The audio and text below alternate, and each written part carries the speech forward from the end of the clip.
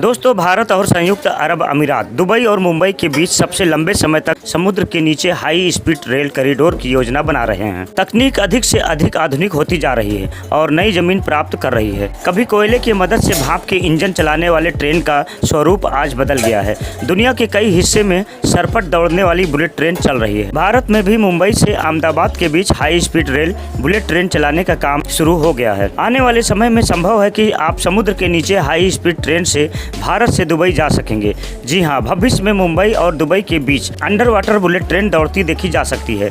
UAE स्थित एक प्रमुख समाचार पत्र की रिपोर्ट के अनुसार हाइपरलूप और ड्राइवरलेस ट्रेन चलाने के बाद यूएई दुबई और मुंबई के बीच अंडर वाटर बुलेट ट्रेन चलाने के लिए एक अनूठी परियोजना पर काम कर रहा है। दोस्तों, एक रिपोर्ट के मुताबिक यह जानकारी नेशनल एडवाइजर ब्यूरो लिमिटेड ने अबू धाबी में यूएई इंडिया कॉन्क्लेव के दौरान साझा की है। NABL के प्रबंधक निदेशक और मुख्य सलाहकार अब्दुल्ला अल शेही ने इस परियोजना की जानकारी दी है। यह एक अवधारणा है। हम अल्ट्रा स्पीड फ्लोटिंग ट्रेनों के माध्यम से भारतीय शहर मुंबई के फुजेरा से जोड़ने की योजना बना रहे हैं। परियोजना का उद्देश्य द्विपक्षीय व्यापार को बढ़ावा देना है। फुजेरा बंदरगाह से भारत को तेल का निर्यात होगा और नर्मदा नदी से अतिरिक्त पानी का आयात होगा। मुंबई के उत्तर में इसके अलावा अन्य GCC भागीदारी भी निर्यात और आयात में सुधार कर सकते हैं। अब्दुल्ला अल शेही ने कहा, निकट भविष्य में निवासी अंडर वाटर रेल नेटवर्क द्वारा फुजेरा से भारतीय शहर मुंबई तक यात्रा करने में सक्षम हो सकते हैं। यात्रियों के आवागमन के अलावा भारत में संयुक्त अरब अमीरात में बहने वाले ताजे पानी के रूप में सामानों का आदान प्रदान होगा और तेल पाइपलाइन के माध्यम से वापस निर्यात किया जा रहा है। Abdullah Al Shehhi consultancy firm the national adviser bureau limited के संस्थापक हैं। उन्होंने कहा कि इस परियोजना से भारत और यूएई के अलावा कई देशों के लोगों को फायदा होगा। आने जाने के अलावा यात्रियों के अलावा आयातित तेल और कई अन्य प्रकार के आयातों के परिवहन के लिए रेल लाइन का उपयोग किया जा सकता है। Dubai Mumbai high speed rail की नेटवर्क लंबाई लगभग 2000 किलोमीटर होगी। मुंबई से दुबई के बीच अंडर वाटर रेल की अवधारणा को हकीकत में लाना एक बड़ा काम है और इसे कार्यशील बनाने में बहुत ही अधिक वित्तीय और बौद्धिक पूंजी होगी। यह योजना एक पानी के नीचे प्रत्यक्ष हाई स्पीड रेल नेटवर्क विकसित करने की है, जो आपको मुंबई से दुबई तक पानी के भीतर बिना रुके यात्रा करने देगी। अरब सागर के नीचे 1862 किलोमीटर से अधिक की कुल दूरी रिकॉर्ड 2 घंटे में तय की जाएगी।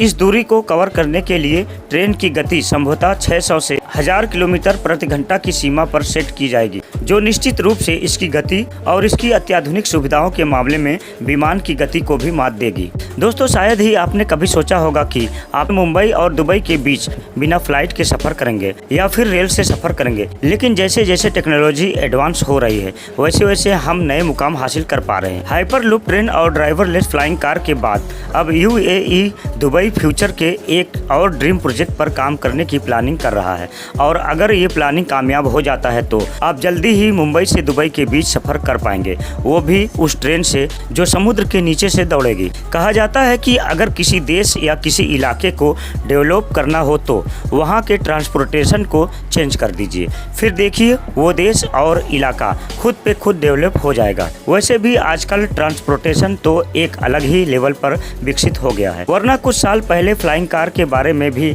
कोई ही सोचता था। डेवलपमेंट के इस दौर में अब भारत भी तेजी से आगे बढ़ने लगा है। मुंबई से अहमदाबाद के बीच बुलेट ट्रेन का काम इसी ओर भारत का एक कदम है और सब ठीक रहा तो आने वाले समय में भारत का आम आदमी हाई स्पीड ट्रेन की मदद से मुंबई से दुबई तक सफर कर पाएगा, वो भी सिर्फ 2 घंटे में।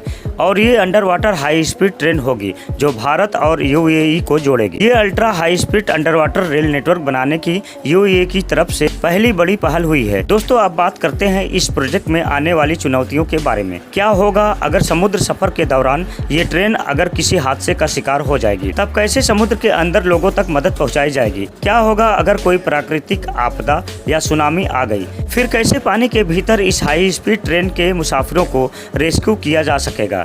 इन सवालों का जवाब तलाशना भी बेहद जरूरी हो जाता है। एक्सपर्ट मानते हैं 2000 किलोमीटर लंबे इस रेल रूट में दोनों देशों के बीच बीच में अपने चेक पॉइंट्स बना सकते हैं, ताकि अगर कोई हादसा हो जाए तो तुरंत ही लोगों तक मदद पहुंचाई जा सके। दूसरा ऑप्शन ये भी सुझाया गया है कि शुरुआत में कुछ सालों तक दोनों देशों के बीच इस रूट का इस्तेमाल सिर्फ गुड्स ट्रेनों के लिए किया जाएगा, न कि किसी पैसेंजर ट्रेन के लिए। एक बार जब इस नतीजे पर पहुंच जाएगी कि इस रूट पर ट्रेवल करना ठीक है, तब जाकर प्रॉपर टेस्टिंग के बाद इसे पैसेंजर ट्रेनों के लिए खोला जाएगा। दूसरी चुनौती ये है कि अगर सुनामी आ जाए तब कैसे रेल रूट पर होने वाले अनहोनी को टाला जाए। एक्सपर्ट ने इस सवाल का भी जवाब दिया है, जिनके मुताबिक दोनों देशों को साथ मिलकर समुद्र के एक बड़े हिस्से में एक अलार्म सिस्टम डेवलप करना पड़ेगा, ताकि सुनामी जैसी आपदा का भनक लगते ही इस अंडर वाटर रेल रूट को तुरंत ही सस्पेंड किया जा सके, या फिर आज की हाई एडवांस टेक्नोलॉजी की मदद से इसे इतना एडवांस और मजबूत बना दिया जाए जो इस तरह की आपदा को झेलने में सक्षम हो। तो दोस्तों, ये मुंबई टू दुबई प्रोजेक्ट के बारे में आपका क्या कहना है, हमें कमेंट में जरूर बताएं और हमारी वीडियो को लाइक शेयर करके हमारे चैनल को सब्सक्राइब जरूर कर दें।